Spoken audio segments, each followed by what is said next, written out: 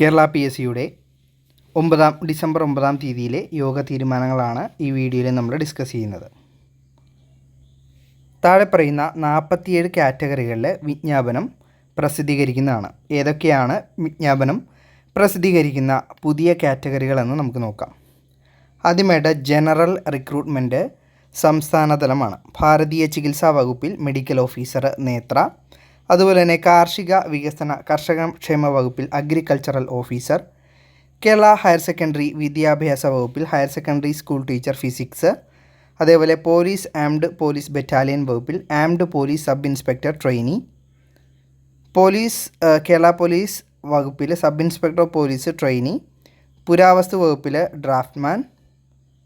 അടുത്തത് സാങ്കേതിക വിദ്യാഭ്യാസ വകുപ്പിൽ tradesman polymer technology, Kerala Khadi and village industries ബോർഡിൽ പാങ്കർ instructor, Kerala state cooperative coir marketing federation ലിമിറ്റഡിൽ civil sub engineer part 1-2 general society category എന്നിവയിൽ വിജ്ഞാപനം പ്രസിദ്ധീകരിക്കുന്നതാണ്.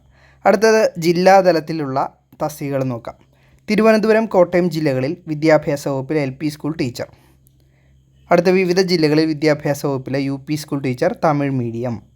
വിവിധ ജില്ലകളിൽ ആരോഗ്യ വകുപ്പിലെ junior public health nurse grade 2. വിവിധ ജില്ലകളിലെ വിവിധ വകുപ്പുകളിൽ കോൺഫിഡൻഷ്യൽ അസിസ്റ്റൻറ്റ് ഗ്രേഡ് 2. അടുത്ത പാലക്കാട് ജില്ലയിലെ ഹോമിയോപ്പതി വകുപ്പിൽ നേഴ്സ് ഗ്രേഡ് 2.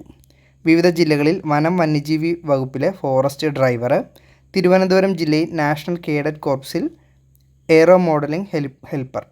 അടുത്ത വിവിധ ജില്ലകളിൽ Kerala state civil supplies corporation ലിമിറ്റഡിൽ അസിസ്റ്റൻറ്റ് സെയിൽസ്മാൻ എന്നീ തസ്തികകളിലാണ് വിജ്ഞാപനം പ്രസിദ്ധീകരിക്കുന്നത്.